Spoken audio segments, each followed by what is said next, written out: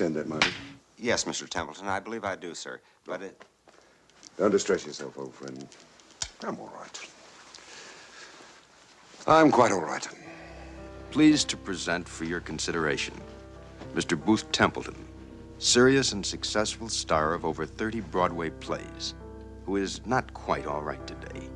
Yesterday and its memories is what he wants, and yesterday is what he'll get. Soon his years and his troubles will descend on him in an avalanche.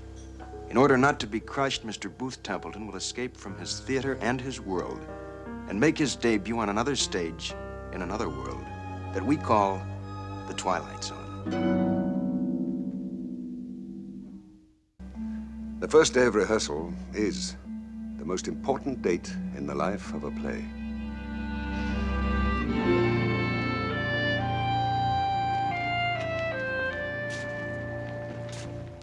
Mr. Booth Templeton, who shared with most human beings the hunger to recapture the past moments, the ones that soften with the years. But in his case, the characters of his past blocked him out and sent him back to his own time, which is where we find him now. Mr. Booth Templeton, who had a round-trip ticket into the Twilight Zone.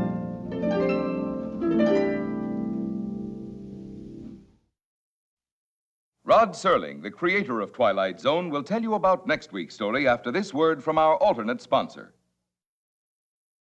And now, Mr. Serling. In this $28 a day hotel suite live 3 human beings who have larceny in them from their toes to where they part their hair. Amongst the loot of one evening's caper is this camera, which they soon discover has most unique properties. It takes pictures of the future. Stick around for the development next week on The Twilight Zone. See the new Andy Griffith Show each week over most of these stations. Consult local listings.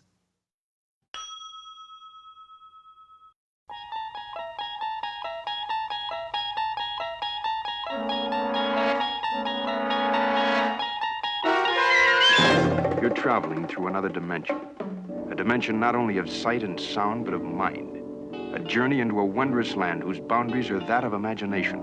That's the signpost up ahead. Your next stop, the Twilight Zone.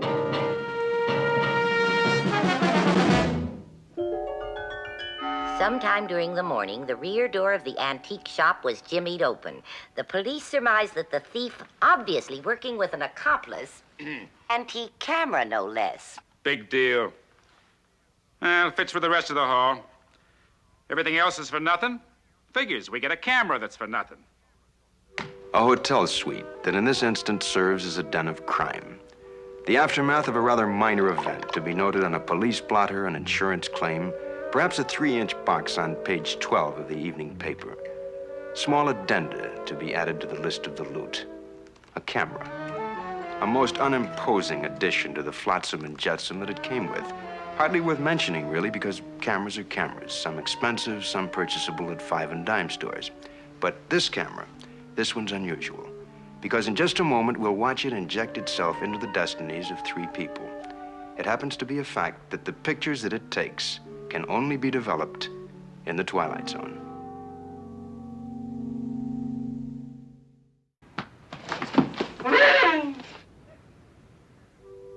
Object known as a camera. Vintage uncertain, origin unknown.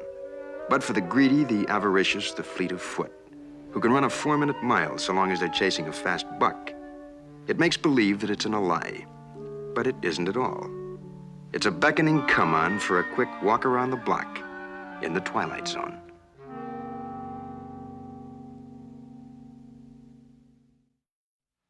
Rod Serling, creator of The Twilight Zone, will tell you about next week's story after this word from our alternate sponsor. And now, Mr. Serling.